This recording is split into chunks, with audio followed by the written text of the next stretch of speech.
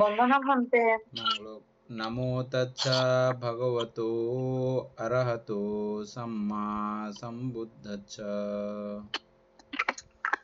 জগৎ পূজ্য মহাকারণিক তথাগত সম্যক সম্বুদ্ধ শ্রীচরণে কৃতজ্ঞ প্রণাম নিবেদন করে প্রজ্ঞাপারমিতে অংশগ্রহণকারী সকল উপাসক উপাসিকাগণের নিরোগ দীর্ঘায়ু সুখী জীবন তথা জ্ঞানবিমণ্ডিত জীবন কামনায় শুরু করতে চলেছি আজকের মহাপরিনির্বাণ সূত্র আলোচনা ক্লাস। সাধু সাধু। বন্দনা মঙ্গল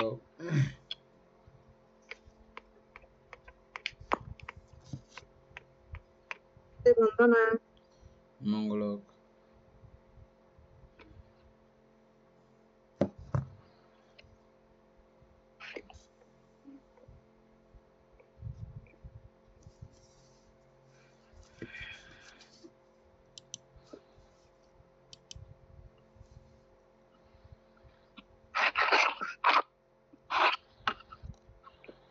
উপাসক আরম্ভ করেন।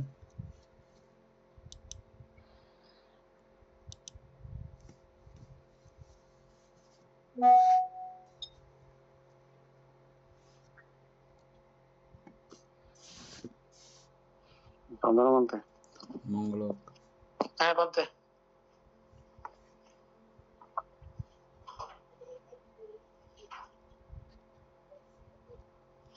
আচ্ছা 207 নম্বর পেজের মধ্যে 207 নম্বর পেজের মধ্যে প্রথম লাইনে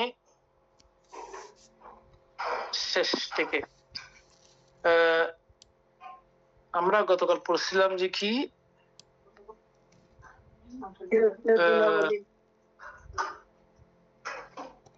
ভগবান বুদ্ধ 8 কারণে তথাগত যথা তথা আগত বলিয়া তিনি তথাগত সর্বলোকে হিত সাধন কল্পে পূর্ববর্তী বুদ্ধগণের ন্যায় অপরিমিত গুণ সমন্বিত হইয়া আগমন করিয়াছেন বলিয়া ভগবানের অপর নাম তথাগত। মঙ্গল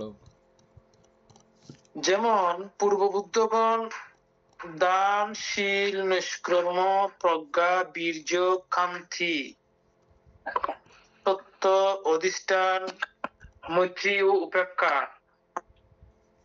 এই দশ পারমিতা দশ উপপারমিতা এবং দশ পরমার্থ পারমিতা পরিপূর্ণ করত বুদ্ধরূপে আগত হইয়াছিলেন। তদ্রূপ ইনিও সেই পারমিতা সমূহ পূর্ণ করিয়া বুদ্ধ হইয়াছেন। পূর্ববর্তী বুদ্ধগণ যেমন ধন স্ত্রী পুত্র অঙ্গ ও জীবন এই পঞ্চ মহাপরিত্যাগ করিয়া জ্ঞাতিহিত লোকহিত এবং এই পঞ্চ মহাপরিত্যাগটা আবার একবার করেন, রিপিট করেন। পাঁচটা মহাপরিত্যাগ, পঞ্চ মহাপরিত্যাগ পালিতে বলা হয়। ধন স্ত্রী পুত্র, আমরা এটা আবার আসতেছি ওই প্রথম থেকে আসবো, আমি জাস্ট পড়ে যাচ্ছি যে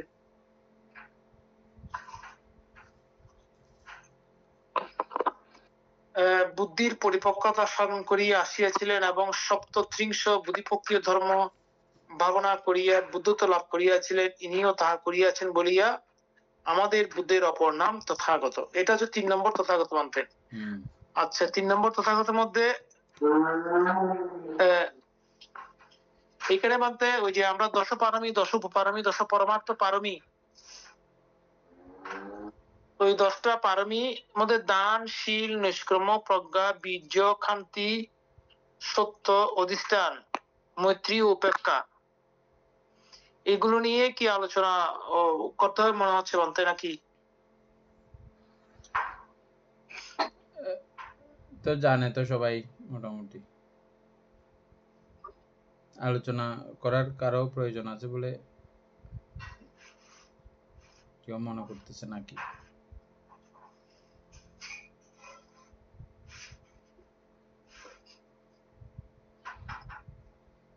কেউ বলতেছে না, তারপরে যান।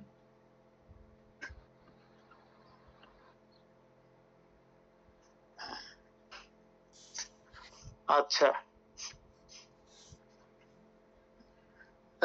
এই দশ পারমিতা, দশ উপপারমিতা এবং দশ পরমার্থ পারমিতা পরিপূর্ণ করত বুদ্ধরূপে আগত হইয়াছিলেন। তদ্রূপ তিনিও সেই পারমিতা সমূহ পূর্ণ করিয়া বুদ্ধ হইয়াছেন। পূর্ববর্তী বুদ্ধগণ যেমন ধন, স্ত্রী, পুত্র, অঙ্গ, জীবন এই পঞ্চ মহা পরিত্যাগ করিয়া, অর্থাৎ এখানে বুদ্ধগণ বলছে যে বোধিসত্ত্বগণ হবে নাকি? বোধিসত্ত্বগণ মানে হ্যাঁ বুদ্ধ হওয়ার জন্য এগুলো আগে। পরিত্যাগ করে উনি বুদ্ধ হয়েছেন আর কি, হ্যাঁ বানতে সেটাই। ওভাবেই বুঝতে হবে আর কি বিষয়টা। হম বোধিসত্ত্ব নিগৃহীত হয়ে যাচ্ছে না হ্যাঁ বুদ্ধ হওয়ার আগ মুহূর্তে আর কি, হুম। আগ পর্যন্ত।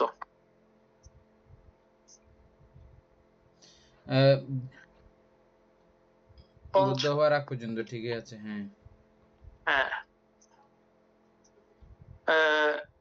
তাহলে এখানে ধন, স্ত্রী, পুত্র, অঙ্গ ও জীবন।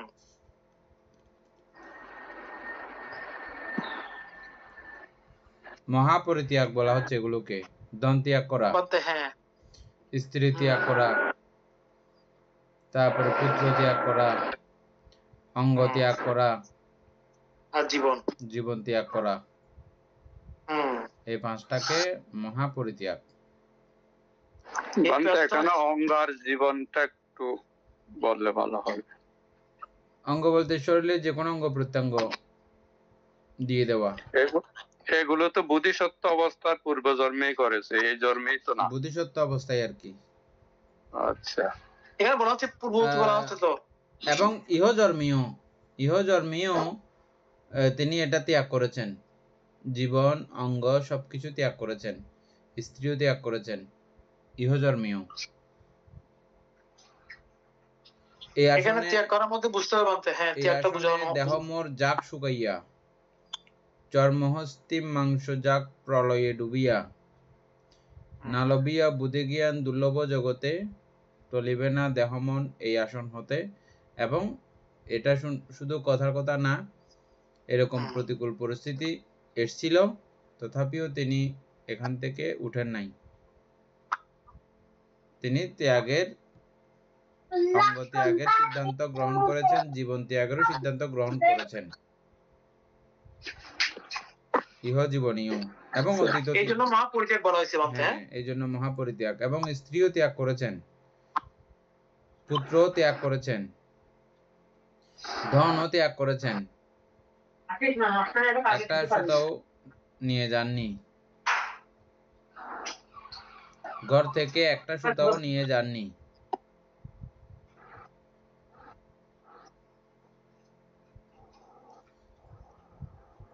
দেহবরণ যেগুলো নিয়ে গেছিলেন এগুলো ছন্দককে দিয়ে দিয়েছিলেন।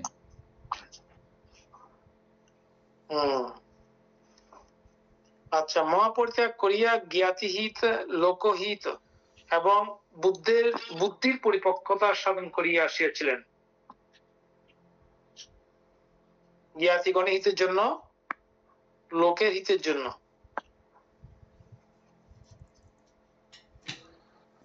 বাদে ওইটা কি বুদ্ধির পরিপক্কতা বললে সুন্দর হচ্ছে এখানে? হ্যাঁ, অসুবিধা নাই। জ্ঞানের, হ্যাঁ বুদ্ধির পরিপক্কতা। আচ্ছা, জ্ঞান, বুদ্ধি এগুলো তো প্রখান্তর একই কথা।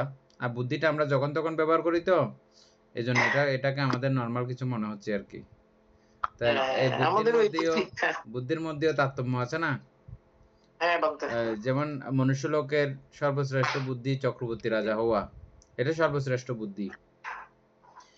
তারপরে এর থেকে আরো যদি বুদ্ধিমান হয় তিনি দেবলোকের দেবত্ব প্রাপ্ত হওয়া, আরো বুদ্ধি হইলে দেবরাজ ইন্দ্রত্ব প্রাপ্ত হওয়া, আরো বুদ্ধি হইলে তখন তিনি ব্রহ্মত্ব প্রাপ্ত হওয়া, আরো বুদ্ধি হইলে তখন একদম অরূপগোচর নৈবসংজ্ঞা নাসংজ্ঞা আয়তন লাভ করা। এটা বুদ্ধির লোকীয় ভাবে চরম পর্যায়। তারপরে এর থেকে আরো বুদ্ধি সম্পন্ন হইলে তিনি শ্রোতাপত্তি মার্গ লাভ করেন, আরো বেশি বুদ্ধি সম্পন্ন হইলে সকৃতগামী, অনাগামী, অরহত, আরো বেশি বুদ্ধি সম্পন্ন হইলে তিনি সম্যক সম্বুদ্ধ।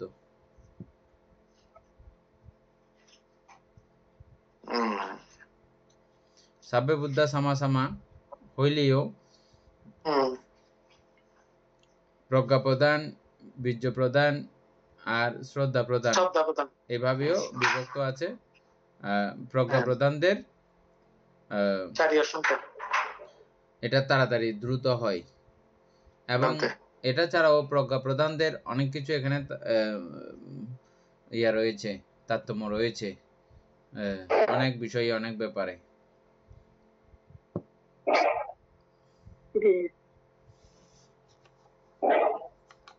হ্যাঁ, তারপরে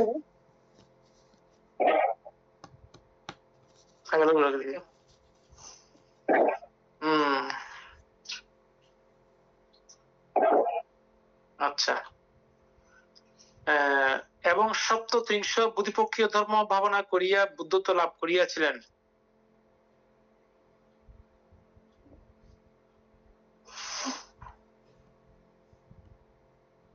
ইনিও তাহা করিয়াছেন বলিয়া আমাদের বুদ্ধের অপর নাম তথাগত।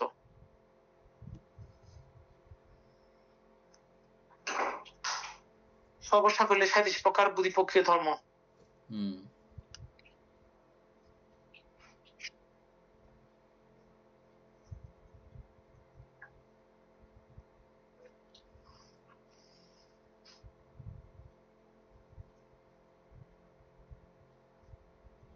ওইটা তো আমাদের সবাই জানছে নাকি, সপ্তত্রিংশ 37 প্রকার বুদ্ধিপক্ষীয় ধর্ম, এটা কি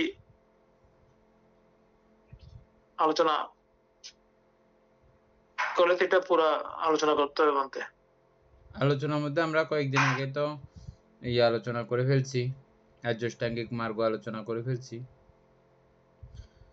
আর সপ্তবুদ্ধাঙ্গ আলোচনা করে ফেলছি কয়েকদিন আগে। আর কি কি বাকি আছে দেখেন। পঞ্চবল, স্মৃতি প্রস্থান এগুলো আলোচনা করছি।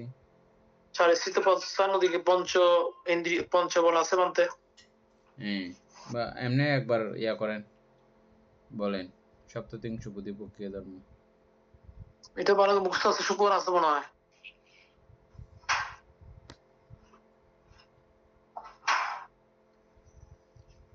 সুকন বাবু বলেন।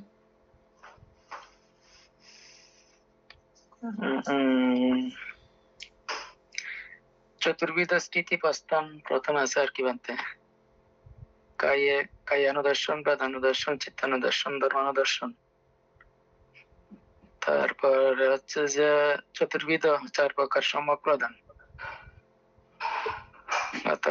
ওইটা হচ্ছে যে উৎপন্ন পাপ চিত্তের পরিবর্জন, ব্যায়াম, আর্যষ্টাঙ্গিক মার্গের সম্যক ব্যায়াম। সম্যক ব্যায়াম আবার ব্যায়াম। এখানে এসে এটা 4 ভাগে বিভক্ত হয়ে সম্যক প্রদান হিসেবে পরিচিত। সম্যক প্রদান। তারপর হচ্ছে যে চতুর্বিধের ঋদ্ধিপাদ হচ্ছে যে ছন্দ, চিত্ত, মীমাংসা, বীর্য। তার পঞ্চেন্দ্রিয় হচ্ছে যে শ্রদ্ধা, স্মৃতি, সমাধি, প্রজ্ঞা ইন্দ্রিয়, বীর্য। এই পঞ্চবল এবং পঞ্চেন্দ্রিয় আর কি একই। তারপরে পঞ্চবল তাও একই, শ্রদ্ধা, বীর্য, স্মৃতি, সমাধি, প্রজ্ঞা। তারপরে হচ্ছে যে সপ্তপদাঙ্গের মধ্যে যে আছে স্মৃতি, ধর্ম বিচার, প্রীতি, বীর্য, প্রশান্তি, সমাধি, উপেক্ষা বোধাঙ্গ। তারপর হচ্ছে যে অষ্টমার্গ আর কি, সম্যক দৃষ্টি, সম্যক সংকল্প, সম্যক বাক্য, সম্যক কর্ম, সম্যক আজীব, সম্যক ব্যায়াম, সম্যক স্মৃতি, সম্যক সমাধি। এগুলো হচ্ছে 37 প্রকার মানতে। ওখানে সম্যক প্রদান ওই প্রচেষ্টাকে ওই চারটাই ঢুকছে যায়, এটা হচ্ছে পরবর্তীতে না, সম্যক প্রদানের মধ্যে এমনি ওই অবশ্যই মানে ওই অর্থাৎ উৎপন্ন পাপ চিত্তের পরিবর্জন একটা, তো 2 নাম্বার হচ্ছে যে অনুৎপন্ন পাপ চিত্তের উৎপত্তির জন্য অনুৎপন্ন পাপ চিত্তের 4 ভাগে 4 ভাগে ভাগ করছে আর কি সম্যক প্রদানকে। তাইলে কয়টা হলো? গুণে দেখলে প্রয়োজন আছে। চতুর্বিধ স্থিতি প্রস্থান 4টা, চতুর্বিধ সম্যক প্রদান 4টা 8টা, তারপরে চতুর্বিধ ঋদ্ধিপাদ 4টা 12টা, হ্যাঁ, পঞ্চেন্দ্রিয় তাইলে 5টা, 5টা 17টা, 17টা। তা পঞ্চবল 17 রে 5-এ 22টা, পঞ্চেন্দ্রিয়, তারপর- পঞ্চবল, ওইদিকে আছে 10টা। হ্যাঁ, 22টা। তারপর 22টা, তারপরে 27টা, 22-এর 5 27টা, তারপর সপ্তপদাঙ্গ। 5 কোথায় আসলো আবার? না ওই পঞ্চেন্দ্রিয় পঞ্চবল 22টা আর কি, 22টা, হ্যাঁ। সপ্তপদাঙ্গ, তারপর হচ্ছে যে 29টা, 22টা 29টা, তারপরে তারপরে 8টা। অষ্টাঙ্গিক মার্গ 37টা। 8টা। আচ্ছা আচ্ছা, যোগের সময় প্রদানের এটা যোগ। হ্যাঁ, ঠিক আছে।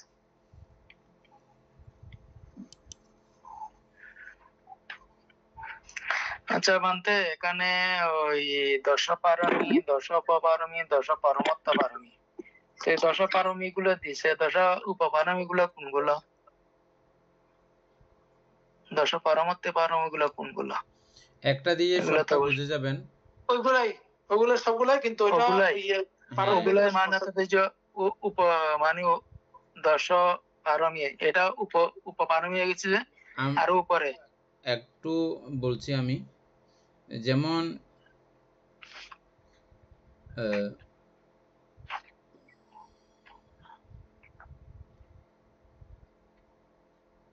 কিছু কিছু জিনিস নর্মালি আমার যেগুলো জিনিসপত্র আছে, সম্পদ আছে, এগুলো ত্যাগ করাকে দানপারমী বলা হয়।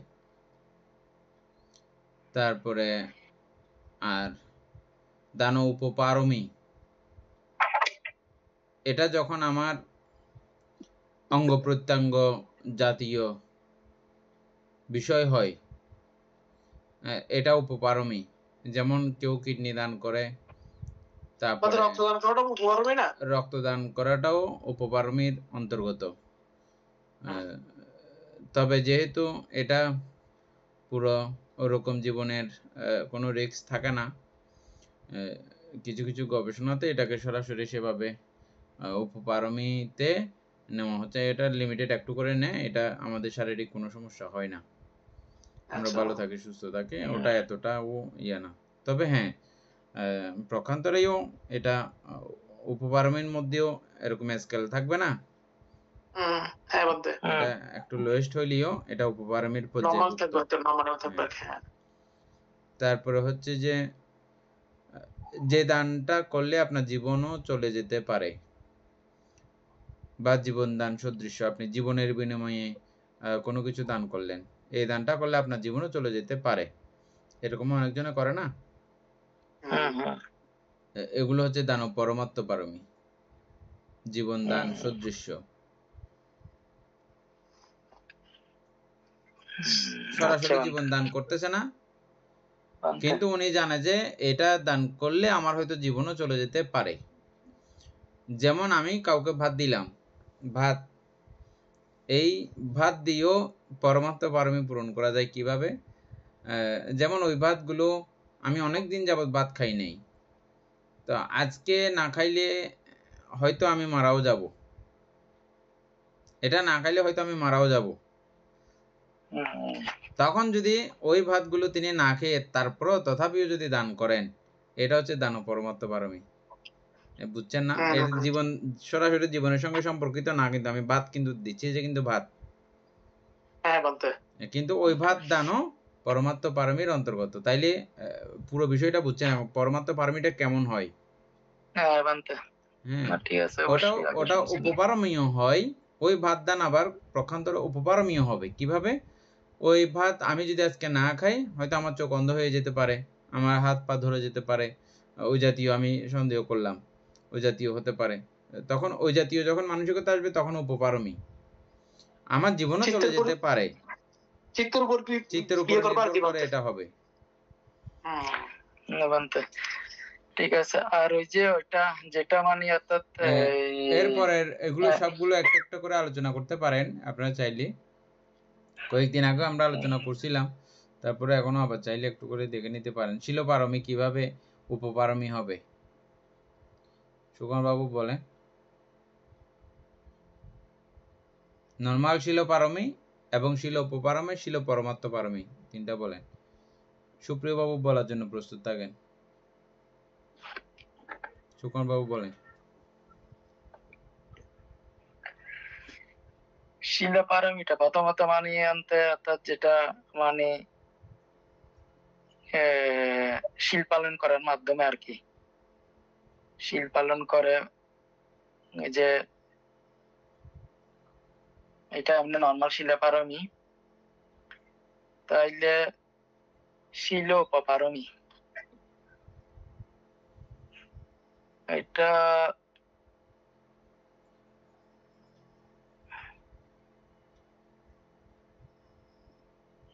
এটা অষ্টশীল, অষ্টশীল মানে ওই উপশতশীল পালন করার মাধ্যমে না মানতে, তারপরে মাথা আসতেছে না এটা।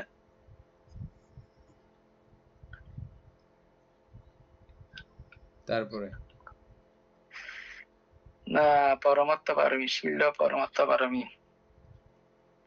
তাইলে শিলা পরমাত্ম পারমি মানে তাতে যে চিন্তা করি তাইলে একেবারে ব্রহ্মচর্য জীবন মানে কি একদম লাস্ট ব্রহ্মচর্য জীবন মানে পালন করার মাধ্যমে মানে তো এই যে শিলার পরমাত্ম পারমি মানে অর্থাৎ বুঝতে হবে আর কি মানতে।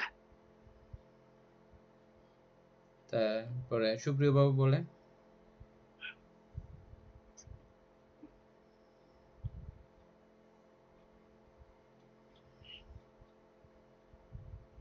বলতে জীবনের কোনো কিছুর বিনিময়ে শিল বিচ্যুত না হওয়ার সংকল্পবদ্ধ থাকায় শিল উপপারমি।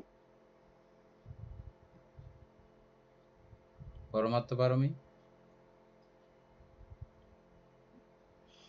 পরমাত্ম পারমি শিল পালনের প্রয়োজনে জীবন উৎসর্গ করার প্রতিশ্রুতি।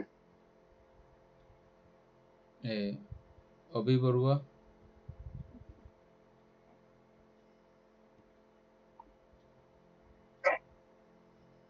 বলার মতো বুদ্ধি আছে? আমি বানতে গাড়িতে ওকে, ওকে, ঠিক আছে। উপাসিকা পাপড়ি বড়ুয়া।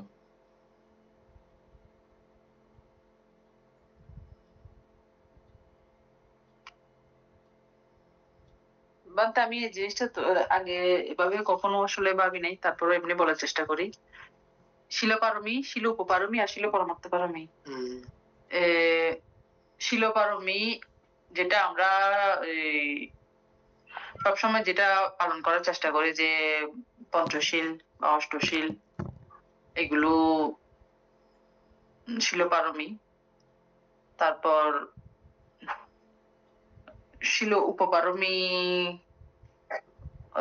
অঙ্গ প্রত্যঙ্গ শিল পালন করার জন্য, যদি আমি আসলে জানি না ভালো করে, এগুলো আমি কিছুক্ষণ আগের আলোচনা থেকে আইডিয়া করে বলতেছি, মানে আমি ভালো করে জানি না আসলে। উপাসক বলেন।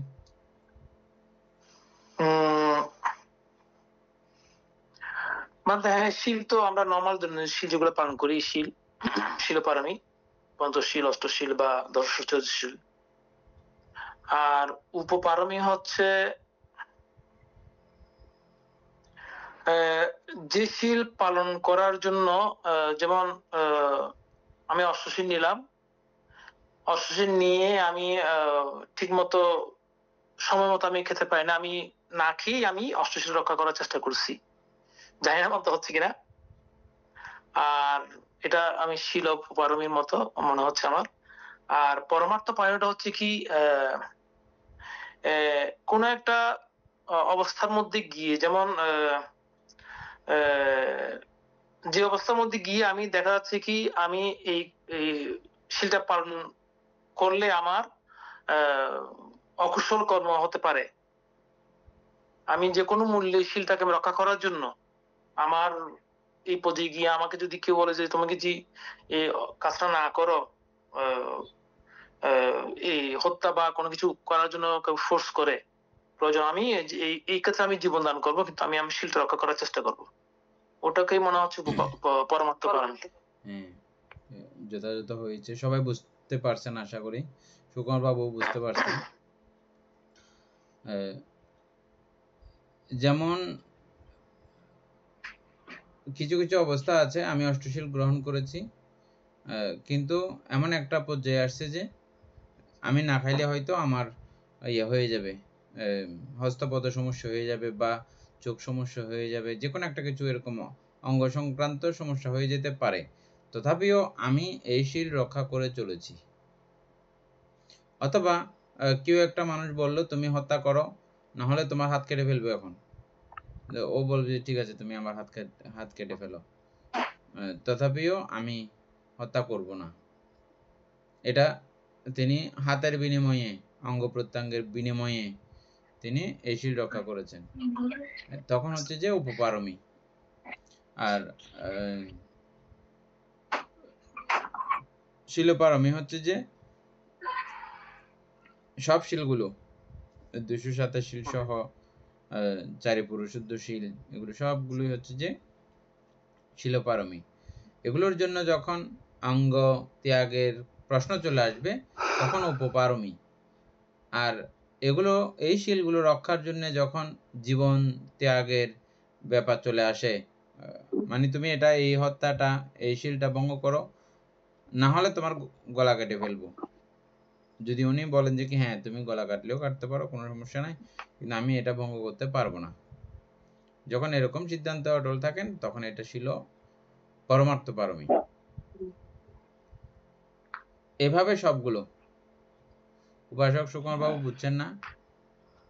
হ্যাঁ বান্তে, আমি বুঝছি বান্তে, ওইভাবে ওই দিক দিয়ে বলি নাই আর কি, মানে এমনি ওই সিরিয়াল ভাবে মানে তো যে উপরের দাব দিয়ে মানে তো যে বলে গেছি আর কি। এখন বুঝছেন পুরোটা? হ্যাঁ, নৈষ্কর্ম পারমী এখন বুঝবেন। না একটুকুনি করতে হবে নিষ্কর্ম পারমী, কারণ এগুলা পরমার্থ নিষ্কর্ম পারমী বুঝলাম, নিষ্কর্ম পারমী নৈষ্কর্ম পরমার্থ পারমী একটু করে ভেঙে দেবো না, ভালো হবে বানতে। এই নৈষ্কর্ম করার জন্য, যদি নৈষ্কর্ম জীবন যাপন করার জন্য যদি আমার নর্মালি নৈষ্কর্ম, ঠিক আছে, এই নৈষ্কর্ম জীবন যাপন করতে গিয়ে আমি হস্তপদ অঙ্গ প্রত্যঙ্গ ত্যাগের প্রশ্ন চলে আসছে। যেমন চক্ষুপাল স্থবির, তিনি এই নৈষ্কর্ম পারমী পূরণ করতে গিয়ে, নৈষ্কর্ম জীবন যাপন করতে গিয়ে ওনার চক্ষু, এটা অবশ্যই শিল পালনের বেলায় আসছিল অবশ্য বিষয়টা, উনি জানছেন, বুঝছেন যে আপনার চোখ নষ্ট হয়ে যাবে, উনি বলছে চোখ নষ্ট হইলে হোক, আমি তারপরেও এই নৈষ্কর্ম জীবন ত্যাগ করব না। যদি এরকম সিদ্ধান্তে অটল থাকেন তাহলে এটা নৈষ্কর্ম উপপারমী। নৈষ্কর্ম লাস্ট পর্যায়ে কি বলছিলাম যে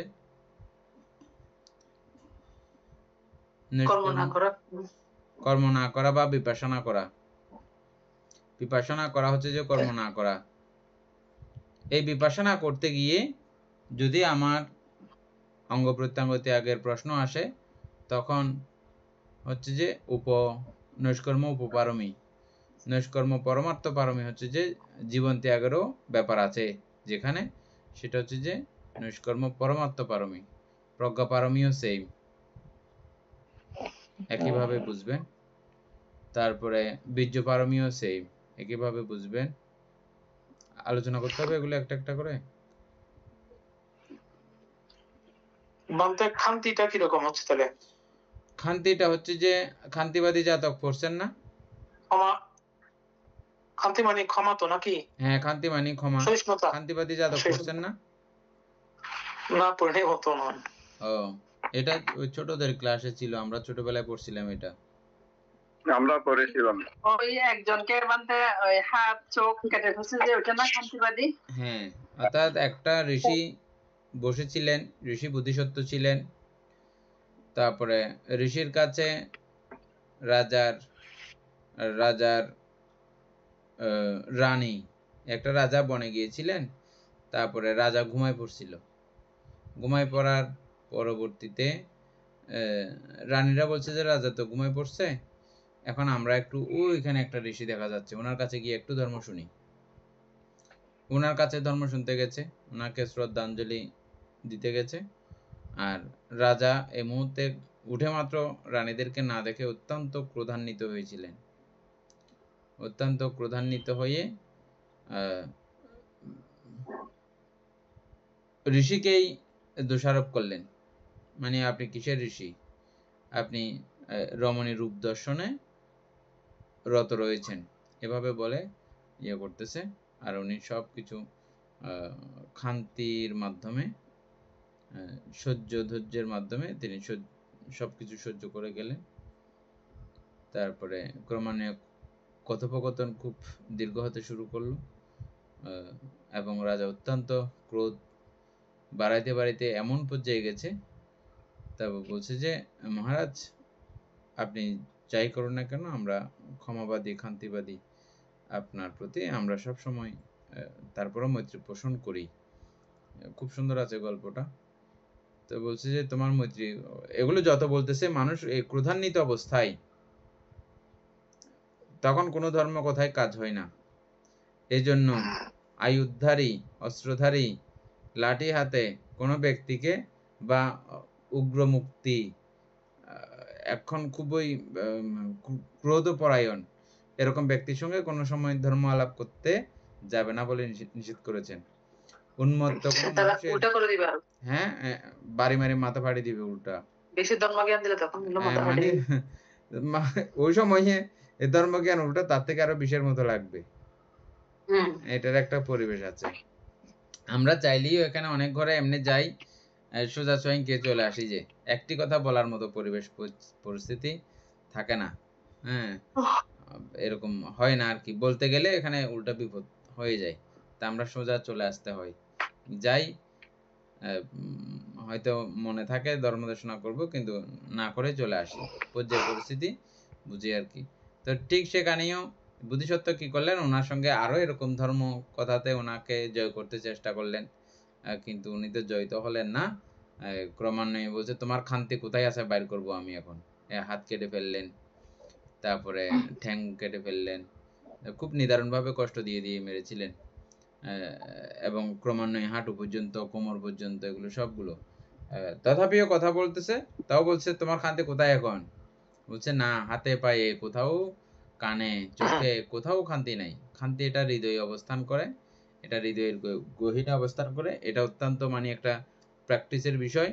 প্রত্যেকদিন প্র্যাকটিস করতে করতে, এটা চর্চা করতে করতে উৎপন্ন করতে পারে মানুষের চাইলে। এটা অনেক রকমের সেখানেও বোঝাতে চেষ্টা করলো, তথাপিও এখনো কি তুমি খান্তি পরায়ণ? বলছে হ্যাঁ, আমি এখনো পর্যন্ত খান্তি পরায়ণ। এবং ততটুকুতে ওনার রাজা সরাসরি এগুলো করতেছে না, আদেশ দিচ্ছে, ও করতেছে।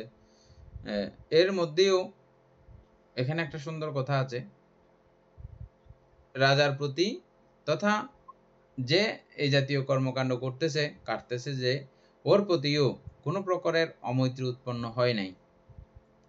বেশি সাংঘাতিক, বুঝছেন? কোনো প্রকার, হ্যাঁ, ওই সময়েও অমৈত্রী উৎপন্ন হয় নাই রাজার প্রতি এবং রাজকর্মচারীর প্রতি, যিনি কাটতেছেন সরাসরি। এত মানে সহজ না বুদ্ধ হওয়া, আসলে কতটা সাংঘাতিক এই খান্তির পরীক্ষা। নরমালি গালিগালাজ পর্যন্ত, এটা হ্যাঁ, গালিগালাজ পর্যন্ত, গালিগালাজ হজম করা, এটা খান্তি পারমের পর্যায়ে। আর যখন হাত কাটা শুরু করছে তখন হচ্ছে উপপারমের পর্যায়ে।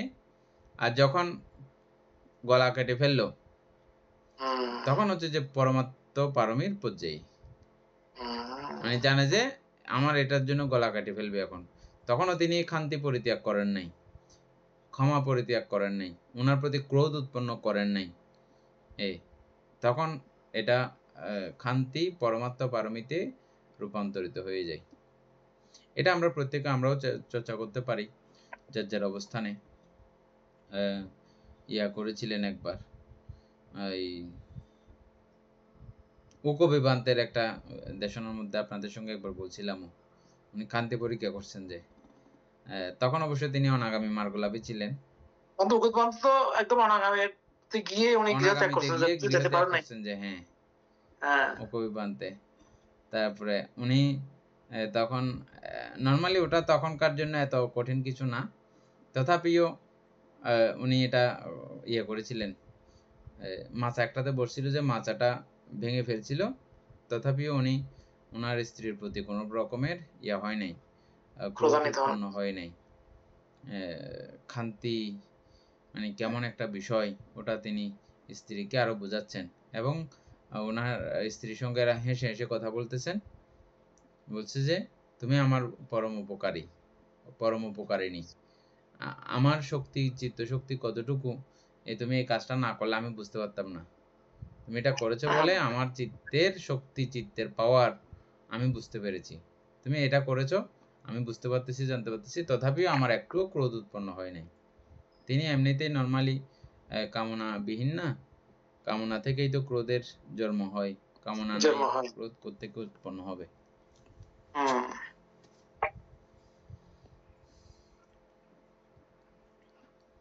তারপর হচ্ছে যে সত্য পারমী। সত্য পারমী কিরকম? এটা কি বলতে সত্য সত্যকে প্রতিষ্ঠিত রাখা? হ্যাঁ, সত্যে প্রতিষ্ঠিত থাকা। আচ্ছা আচ্ছা, এটা শিল পারমীরই প্রখান্তর। হ্যাঁ ঠিক। হ্যাঁ, তারপর হচ্ছে যে অধিষ্ঠান পারমী। অধিষ্ঠান আপনি যে কোনো বিষয়ে এটা অধিষ্ঠান করেছেন, এটাও ওই আপনার মনে করেন শিল পারমীর অন্তর্গত আর কি।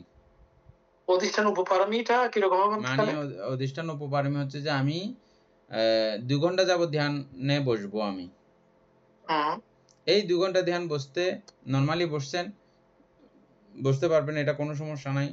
যখন 2 ঘন্টা বসার জন্য আপনার হয়তো ঠ্যাংটা সারা জীবনের জন্য বেশত হয়ে যেতে পারে, ঠ্যাং একেবারে নষ্ট হয়ে যেতে পারে, এরকম যখন জেনে বুঝে তারপরে যখন আপনি করবেন, অধিষ্ঠান গ্রহণ করবেন, যেমন বুদ্ধের অধিষ্ঠান আমি কিছুক্ষণ আগে যেটা বলছিলাম, এই আসনে যেমন মোর জাগ শুকাইয়া, হ্যাঁ, সেটা হচ্ছে যে উপপারমী, অধিষ্ঠান উপপারমী।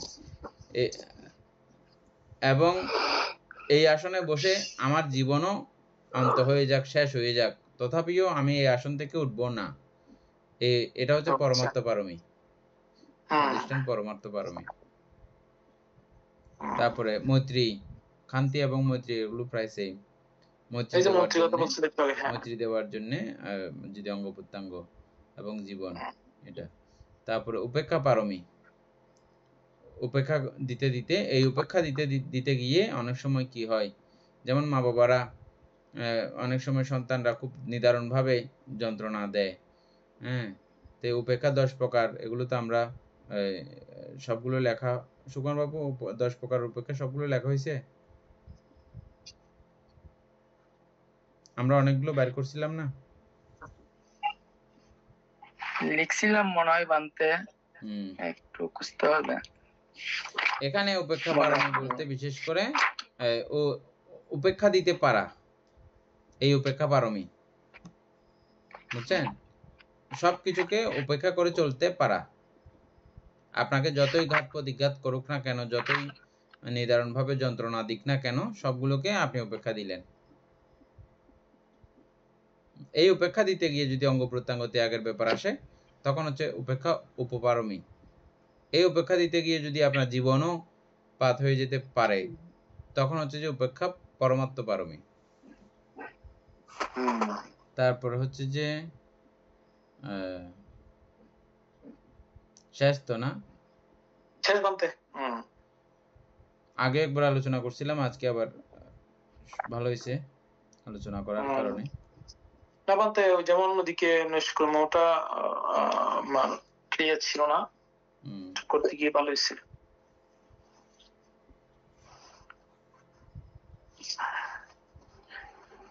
আচ্ছা, আর প্রশ্ন আছে কারো? আচ্ছা, তথাগত বলিয়া তথাগত পূর্ববর্তী বুদ্ধগণ মাতৃগর্ভ হইতে জন্ম মাত্রেই উত্তর দিকে 7 পা গমন করিয়াছিলেন এবং অগ্র শ্রেষ্ঠত্ব লাভ করিয়াছি বলিয়া বীর বাক্য উচ্চারণ করিয়াছিলেন। এই ভগবান তদ্রূপ করিয়াছিলেন বলিয়া তথাগত বলতে, এটা ধর্মতা, এটা নিয়ে অনেকেই অনেক বিতর্কিত বই পুস্তক লিখে ফেলেছেন। অনেকেই অনেক বিতর্কিত বই পুস্তক লিখে ফেলেছেন এবং একজন ভান্তা আমাকে সরাসরি বলছে এই সমস্ত বানোয়াট কথাবার্তা অলিক কথাবার্তা ইউন নহইস এভাবেও মানে বলেছেন আমাকে সরাসরি। অথচ এটা ধর্মতা, যখন মানুষ সামান্য এটা বুঝতেছে না যে ইতর প্রাণীরাও এভাবে যদি পারে তাদের কর্মশক্তি বলে এবং তাদের সেই স্থানে জন্মগ্রহণের কারণে এরকমটা যদি পারে, উনি একজন বুদ্ধ হবেন যেই জীবনে, সে মানুষের কিছু ব্যতিক্রমতা, কিছু অতিমানবীয়তা থাকাটা তো কোনো অবাঞ্ছনীয় নয়। এক সময় এই পৃথিবীবাসী মানুষও দেবতার মতো করে জন্মগ্রহণ করেছেন উপপাতিকভাবে। অদ্দূর পর্যন্ত যদি বোঝা যায় তাহলে একটা মানুষের স্বাভাবিক এভাবে জন্ম হয়ে এভাবে হবে না, এমন কথা তো বলার কোনো অবকাশ নাই, আছে কি? না বান্তে, উনি তো 3 জন্ম কথা বলেছেন আগে। এবং এই সিস্টেমটা আমরা যে এই অতীত বিষয়টা কিভাবে বুঝতে পারি, অতীতে এমন ছিল এমন ছিল এমন ছিল, এটা কিভাবে কোন অ্যাঙ্গেল থেকে আপনি বুঝতে পারেন? দেখেন, আমি একটা ইয়ে দিই, এটা বিজ্ঞানও বিশ্বাস করবে এবং বিশ্বাস করে। যেমন পিরামিড নিয়ে অনেক আলোচনা, পিরামিডগুলো যখন বানাচ্ছিল তখন এত অত্যাধুনিক যন্ত্রপাতি কেরেং এগুলো ছিল না, এগুলো তারা হাত দিয়ে করেছে। তার মানে এগুলো আলগাইছে যারা কি পরিমাণের শক্তি সম্পন্ন মানুষ তারা ছিলেন, এগুলো করেছেন। এগুলো দিয়ে মানে মানুষের ইয়াটা প্রমাণ করতেছে, সায়েন্স শক্তি এগুলো প্রমাণ করতেছে। আজ থেকে 2500 বছর আগে যদি এমন থাকতো তাহলে আরো 10,000 বছর আগের মানুষ কেমন ছিল এবং কত আয়ুষ্ক ছিল। আমরা 2500 বছর আগে ইতিহাসে দেখতেছি যে 120 বছর 160 বছর 200 বছর আয়ুষ্ক মানুষ ছিলেন। গড়াইউ 100, এমনি গড়াইউ 100, কিন্তু 200 বছরও মানুষ বেঁচে ছিলেন তখন। তাহলে 2500 বছর আগে যদি এমন থাকে, আরো 10,000 বছর আগে বাতি থাকবে না এটা কিভাবে আপনি বলতে পারেন? অবশ্যই বাতি ছিল। হ্যাঁ, তারপরে এখন আমরা এটা নরমালিও বুঝতে পারি। আমাদের কথা বলি, আমাদের প্রজন্ম, অতীত প্রজন্ম যারা গিয়েছেন তারা যেরকম করে আয়ু লাভ করেছেন, আমাদের কি সেই আয়ু আর আছে? ওদের স্বাস্থ্যকরণ যেমন ছিল আমরা কি আর তেমন পারি? তখন তারা ভাত খাইতেন 1 সের চাউল, 5 পাওয়া চাউলের ভাত খাইতেন। আমরা তো এখন 1 পাওয়া চাউলের ভাতও খাওয়ার মতো মানুষ দুর্লভ। এখন 1 পাওয়া চাউলের ভাত খায় এরকম মানুষ খুঁজে পাওয়া এখন কঠিন হয়ে গেছে, খুঁজে পাওয়া যায় না এরকম। মানে 1 কেজি চাউল রানলে 4 জনে শেষ করতে পারে এরকম পরিবারও এখন খুব দুর্লভ হয়ে গেছে। কিছু কিছু এলাকা ভেদে যারা খুব বেশি পরিশ্রম করে, মাটির কাজ করে, যারা খুব হার্ড পরিশ্রম, কাঠের কাজ, মানে কাঠ ফাটে মাটি কাটে, ওই জাতীয় হলে আছে টুকটাক, তাও এই 1 পাওয়া বা 1.5 পাওয়া এর দূর। কিন্তু 5 পাওয়া খাইতে পারে এমনটা আর এখন দেখা যায় না। এগুলো যারা খাদ্য প্রতিযোগিতা করে প্রত্যেকদিন ইয়া করে, তাদের বেলাটা আছে কিছুটা। তো সেই অঙ্ক মতে, সেই হিসাব মতে এগুলো বিচার করলে এরকম দেখা যায়।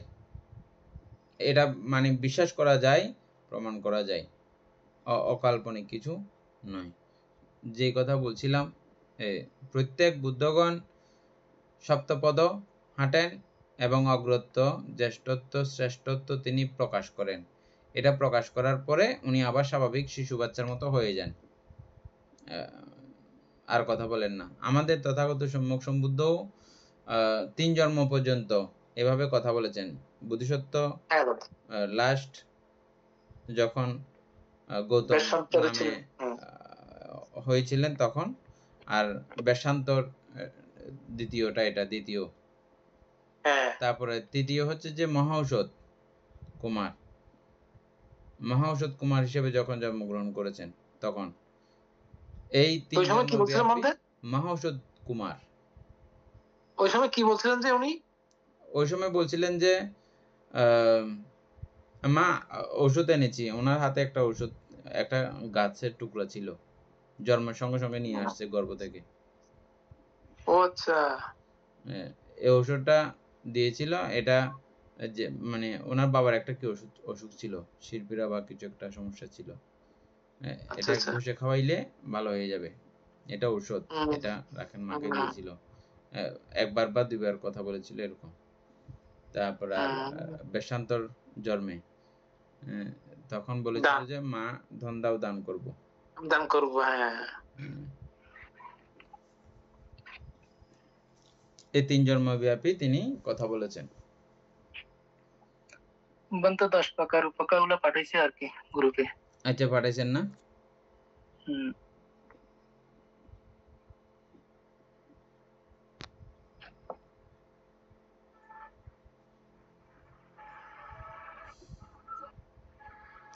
উপাসক যদিত বাবু সবগুলো বুঝেন কিনা দেখেন তো।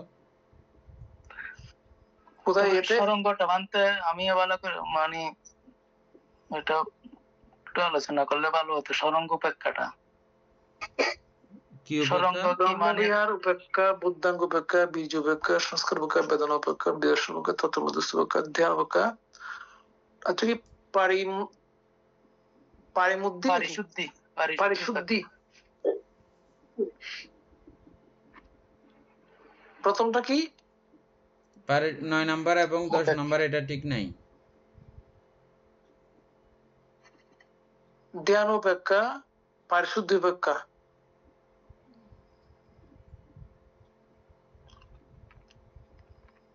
উপরটা কি সরঙ্গ উপেক্ষা? সরঙ্গ উপেক্ষা। হ্যাঁ, হ্যাঁ সরঙ্গ। সরঙ্গ।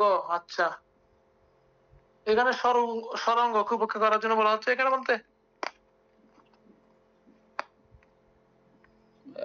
এটা কোত্থেকে লিখছেন আপনি? এটা মানতে আমাকে ওই আপনি এবং এনি ইয়া করছে, আমাকে এনি পাঠাইছিল যে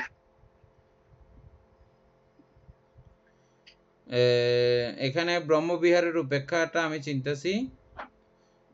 তারপরে হচ্ছে যে ব্রহ্মবিহার উপেক্ষা, বোধাঙ্গ, বীর্য, সংস্কার, বেদনা, বিদর্শন, এগুলোর তত্ত্ব মধ্যস্থ, এটা ঠিক আছে। তো এই ধ্যানঙ্গর উপেক্ষা আছে, এটা বীর্য উপেক্ষাটা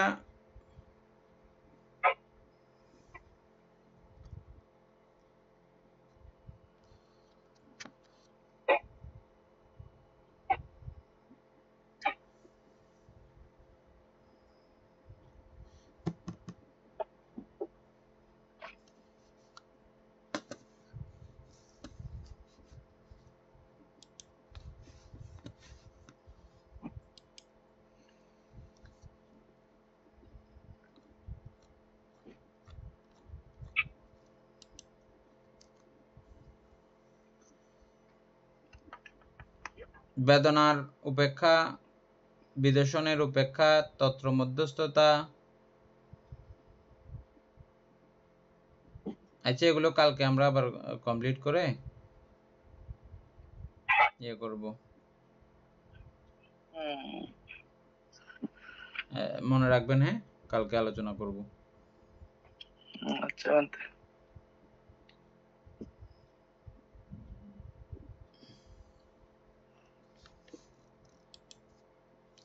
তো এখানে উপেক্ষা হচ্ছে যে যেটা বলছিলাম,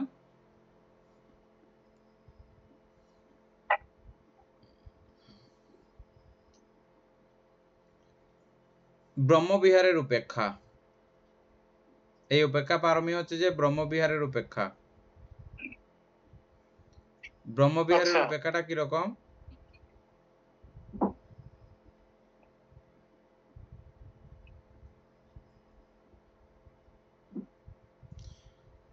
আপনাকে যতই ক্ষতি করুক না কেন, যতই যা হয়ে যাক না কেন, আপনি এগুলো সবগুলোকে উপেক্ষা করতেছেন,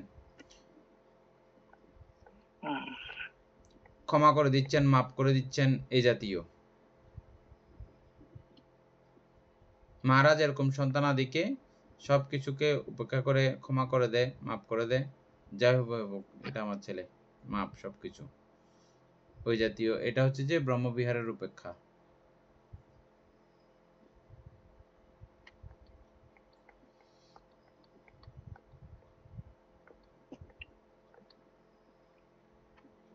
তারপরে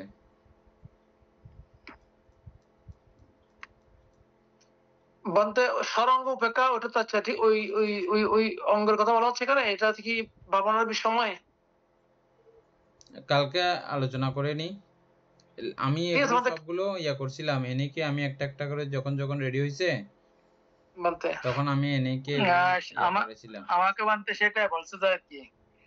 তো যেহেতু তখন ওকে এগুলো ওই দিয়েছি, যখন আমি এগুলো ডিটেলসেও বলছিলাম, ওর কাছে আচ্ছা ডিটেলসেও তাহলে থাকবে। আচ্ছা তাহলে কালকে আমরা এটা নিয়ে আলোচনা করবো আর কি, অসুবিধা নেই। যখন আমি দিয়েছি তাহলে এগুলো ডিটেলসে বলেও দিয়েছিলাম। আর আচ্ছা ও যেহেতু লিখে ঠিক আছে, রেখেছে, ওর কালকে থেকে এটা আলোচনা করবো। মনেও থাকবে। ঠিক আছে বলতে। হুম। আচ্ছা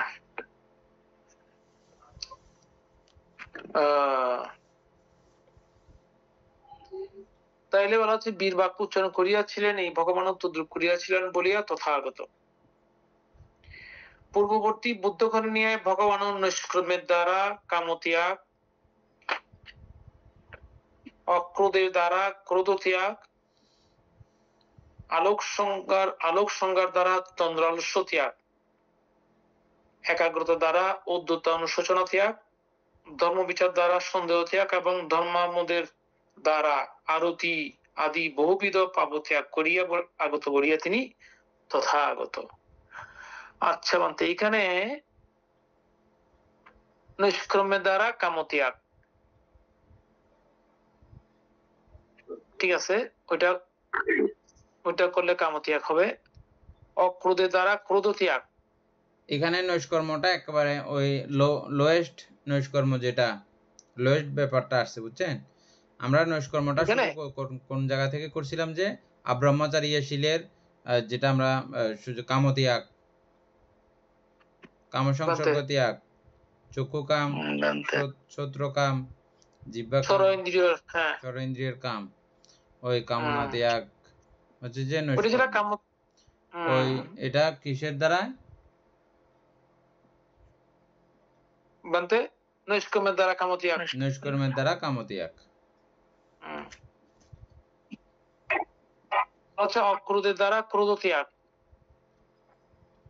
হ্যাঁ, আচ্ছা ওইটা কি আলোক সংজ্ঞার দ্বারা তন্দ্রালস্য ত্যাগ? বুঝলাম না এটা। অর্থাৎ এটা যখন আমাদের বেশি, আমাদের তো ঘুম যাওয়ার টাইম একটা নির্দিষ্ট 4 ঘন্টা, এর মধ্যেও অধিক যখন ঘুম যাওয়ার যখন ব্যাপার আসে, ঘুম গেলে তো হবে না, তখন আমরা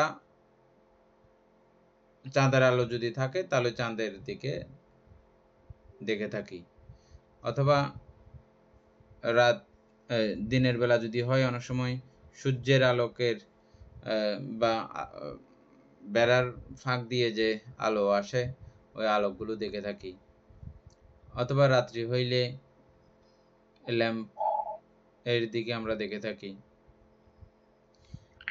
আলোক ছাড়া থাকতে পারে না আবার ভিক্ষুরা রাত্রিবেলাতে, এটা বিনয় নাই, নিয়ম নাই, একটা আলো জ্বালা রাখতে হয়। তোমাদের এখানে সংজ্ঞা বলা আছে, এখানে এটাই আলোক সংজ্ঞা, মানে আলোক সংজ্ঞার দিকে আপনি দেখে থাকলে, দেখে থেকে আপনি ইয়া করবেন, আলস্য তন্দ্রা ত্যাগ করবেন। তাতেও না হলে হাঁটবেন, তাতেও না হলে চোখ ধুইবেন বারবার, তাতেও না হলে দাঁড়িয়ে থাকবেন, এভাবে।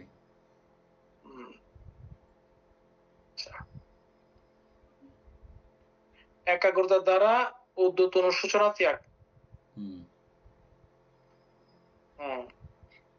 ধর্ম বিচার দ্বারা সন্দেহ ত্যাগ এবং ধর্মামোদের দ্বারা, একাগ্রতার দ্বারা অনুশোচনা ত্যাগ, এটা একটু করে ইয়া করেন তো, কিভাবে একাগ্রতার দ্বারা অনুশোচনা ত্যাগ হবে?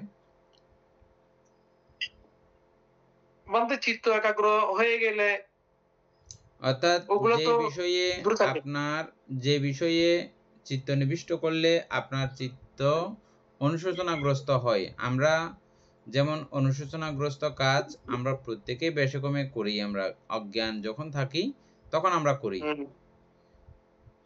আর যখন জ্ঞান উৎপন্ন হয়, আমি যখন ওই অনুশোচনা করতে হয় এমন বিষয়ে যখন মনোনিবেশ করব, তখন কিন্তু আমার অনুশোচনা উৎপন্ন হবে। তখন আমি হ্যাঁ ওই অনুশোচনা বিষয়ে মনোনিবেশ করব না। আমি তখন যেগুলো আমার ধ্যানের কার্যক্রম বিষয় আছে, ওই বিষয়ের মধ্যে আমি চিত্ত একাগ্র করে রাখবো, ওখানেই আমার চিত্ত থাকতেছে। সুতরাং আমার অনুশোচনার বিষয় এখন মনেও পড়তেছে না, মনে না পড়লে অনুশোচনা উৎপন্ন হবে বা কোত্থেকে? হ্যাঁ আমি যেহেতু চিত্তকে এখানেই ধরে রেখেছি, অনুশোচনা আসার কোনো সুযোগ নাই। এজন্য একাগ্রতার দ্বারাই অনুশোচনা ত্যাগ, অদ্বৈত অনুশোচনা ত্যাগ। তারপর হচ্ছে ধর্ম বিচার দ্বারা সন্দেহ ত্যাগ ধর্ম এবং বিচার দ্বারা সন্দেহ ত্যাগ। হ্যাঁ এবং তবে এই সন্দেহটা হচ্ছে যে নামরূপ নিয়ে সন্দেহ। নামরূপ কিভাবে তৈরি, কি আছে নামরূপে, এটার বিশেষত্ব কি, হ্যাঁ, তারপরে এটা সম্পর্কে সমস্ত উদ্ভট যত ভাবনা ছিল, সকল ভাবনার পরিসমাপ্তি হয় এই ধর্ম বিচারের মাধ্যমে। আচ্ছা, এই সন্দেহটা তাহলে নাম রূপের। হ্যাঁ, আমি তো ওই বিচিকিৎসা সন্দেহ কথা বলছিলাম, তাহলে একই বিচিকিৎসা সন্দেহ, একই কথা আর কি, ওই তো নাম রূপের, তাহলে ঠিক আছে। হ্যাঁ একই সেটাও একই। হুম। এবং ধর্মামোদের দ্বারা আরতি আদি, হ্যাঁ, ধর্ম আমোদের দ্বারা আরতি আদি বহুবিধ পাপ ত্যাগ করিয়া আগত বলিয়া তিনি তথাগত। ধর্ম আমোদের দ্বারা মানতে ধর্ম আমোদের দ্বারা, আরতি আদি, ধর্ম আমোদ বলতে এখানে বিশেষ করে মানে কুশল বিষয়ে প্রমোদ উৎপন্ন করা, আনন্দিত ভাব উৎপন্ন করা প্রফুল্ল, হ্যাঁ, মাধ্যমে কুশল চিত্ত, তিনি হ্যাঁ আরতি, যেগুলো আহ, পাপজনক স্থানে যে রতি উৎপন্ন করা আরতি বলা হয় আর কি, এগুলোকে ওগুলো ত্যাগ করেছেন তিনি। হ্যাঁ ঠিক আছে, বলতে কুশল কর্ম করলে তো ওই বিষয়গুলো এখান থেকে পরিত্যাগ হতে বাধ্য। হ্যাঁ, পাবো কাজগুলো। হ্যাঁ, এটা বলতে সময় সময় সবারই হয়, বেশি কমে আমাদেরও হয় এরকম সময়। যে হ্যাঁ যেটা আপনি প্রত্যেক সময় মনে করেন নিত্যগীতিতে আপনি রীতি রমিত, যে আমরা প্রত্যেকেই যারা যেখানে চিত্তকে ফোকাস করব ওটাই বর্ধিত হবে। হ্যাঁ বলতে ঠিক। এটা চিত্তের স্বভাব এটা। বাড়বে। হ্যাঁ। আপনি নাচ গানে চিত্তকে রমিত করবেন, এটা ক্রমান্বয়ে আপনার ওই ইচ্ছাটা ক্রমান্বয়ে বাড়বে। খাওয়াতে দিন দিন আপনি রুচি বাড়াবেন, এটাতেও বাড়বে আপনার। আপনার শৌখিনতা, ঘর বাড়ির চাকচুক্যতা, এটাও আপনি যত বাড়াবেন এটা তত বাড়তে থাকবে। আবার এটা যখন ত্যাগদীপ্ত করবেন, এটা আমরা প্রত্যক্ষ করেছি। আমরা যখন কুটিরে অবস্থান করতাম তখন এগুলো আমরা প্রত্যক্ষ করেছি যে এটা যখন মানে ত্যাগের দিকে নিয়ে যাই তখন এটা ক্রমান্বয়ে ত্যাগটাকে সুখ মনে হয়। এটা ছাড়ি এটা ত্যাগ, এটা ত্যাগ, এটা ত্যাগ, শেষ পর্যন্ত করতে করতে করতে করতে একেবারে দেখলাম যে সবচেয়ে ভালো ছোট কুটিরে অবস্থান করা। হ্যাঁ, এটা ছোট কুটিরে অবস্থান করলে কোনো ঝামেলা নাই, কিচ্ছু নাই। হ্যাঁ, তারপরও শেষ পর্যন্ত ছোট কুটিরও বড় কুটিরও সবকিছু বার্তা দিয়ে সংক্রমণ একটা লাগে। অরণ্যের মধ্যে থাকলে বিশেষ করে মশা টশার ব্যাপার থাকে, ওটাই শেষ লাস্ট ফিনিশিং। মানে মাধ্যমা পাটিবাদা, অতিও না আবার একেবারে কম হইলে সেটাও সমস্যা, মধ্যম করে ঠিক আছে। ত্যাগের দিকে ফোকাস দিলে ত্যাগ বাড়বে, আর ভোগের দিকে ফোকাস দিলে ভোগ বাড়বে। ভোগ বাড়বে, হ্যাঁ। সদ্ধর্মপ্রাণ প্রিয় উপাসক উপাসিকা বৃন্দ, এতক্ষণ যাবৎ আমরা মহাপরিনির্বাণ সূত্র আলোচনা করেছি, পরিশিষ্ট। এতে আমাদের অপ্রমেয় পুণ্য সাধিত হয়েছে। যারা যারা অভিধর্ম আত্মসংগ্রহ এবং ধর্মসঙ্গিনী বুঝেছেন তাদের জন্য অত্যন্ত মধুময় এই বইটা, অত্যন্ত প্রীতিদায়ক, আনন্দদায়ক। আর যারা ওই ক্লাসগুলো পাননি তারাও এটা বুঝতেছেন, আর না বুঝলে আমাদের সঙ্গে কথোপকথন করলে আমরা কিছু আলোচনা অবশ্যই করব, তাতে আপনাদের অনেকের উপকার হবে, কল্যাণ হবে। সেজন্য আপনারা প্রশ্ন আদি না করলে আমরা এভাবে গতানুগতিকভাবেই চলতে থাকব। তো এতেও আমাদের অপ্রমেয় পুণ্য সাধিত হবে, এতে কোনো সন্দেহ নেই। এতক্ষণ যাবৎ আমরা যৌথভাবে যে পুণ্য সম্পত্তি অর্জন করেছি, এই পুণ্যরাশি অনন্ত চক্রবাসী সত্যগণকে দান করছি, গুরুভান্তিদিওকে দান করছি, মাতা পিতাগণকে দান করছি, এবং যারা আমাকে প্রতিনিয়তভাবে ধর্মচর্চায় সহযোগিতা করছেন তাদের সকলকেও এই পুণ্যরাশি দান করছি। যারা আমাকে প্রতিনিয়ত চারের প্রত্যয়াদি দান করেন তাদেরকেও পুণ্যরাশি দান করছি। এই পুণ্যের কাছে আমরা প্রত্যেকেই প্রার্থনা করব নির্বাণ লাভ অবধি অসৎ ব্যক্তি, মূর্খ ব্যক্তি পাপমিত্রের সংসর্গ লাভ না করে সদা সর্বদা জ্ঞানদর্শী কল্যাণ মিত্রের সান্নিধ্য সংসর্গ লাভ করতে সক্ষম হই। এইরূপ সাধু কামনা পোষণ করে আজকের মতো ক্লাস এখানে সমাপ্ত করছি। সাধু সাধু সাধু।